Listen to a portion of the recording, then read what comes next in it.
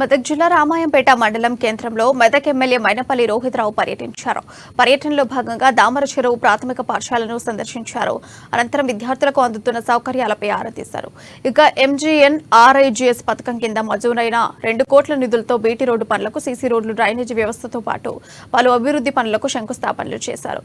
9 ఏళ్లుగా గ్రామాల అభివృద్ధిని బీఆర్ఎస్ ప్రభుత్వం పట్టించుకోలేదన్నారు. కానీ అధికారంలోకి వచ్చిన 3 నెలల్లో అభివృద్ధి పనులకు కాంగ్రెస్ ప్రభుత్వం శ్రీకారం చుట్టిందని తెలిపారు. దానికి కూడా ఎమ్మెల్యే గారు సానుకూలంగా స్పందించారు. ఖచ్చితంగా ఈ గ్రామంలో ఎన్ని కోట్లు జరిగింది.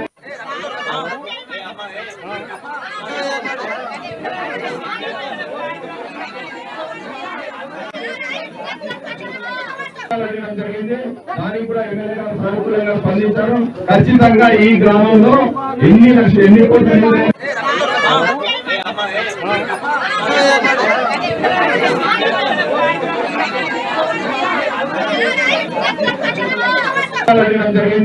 దానికి కూడా ఎమ్మెల్యే గారు సానుకూలంగా స్పందించారు. ఖచ్చితంగా ఈ గ్రామంలో అంటే ప్రతి ఒక్కరు కూడా మన దరఖాస్తు ఇచ్చిన పరిస్థితి. ఇంతకు ముందు ఇక మాట్లాడే పరిస్థితి ఉండేనా? ఎమ్మెల్యే తోటి అనుబంధం ఉంటుండేనా? ఇక ప్రేమానురాగం ఉంటుండేనా? ఇక సంబంధం ఉంటుండేనా?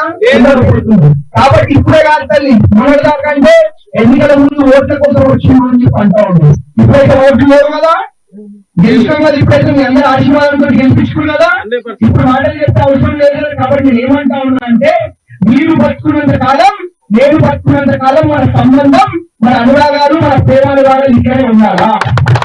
ప్రతి ఒక్కరి మీ ఇంట్లో ఒక కుటుంబ సభ్యుల్లాగా, ఒక అన్నలాగా, ఒక తమ్ముళ్లాగా, ఒక కొడుకులాగా పనిచేస్తా. మీ రోహితని పిలిస్తే పలికే విధంగా నేను పనిచేస్తానని చెప్పి అందరూ కూడా మాటిస్తాను. అంటే ప్రతి ఒక్కరు కూడా ఇవాళ దరఖాస్తు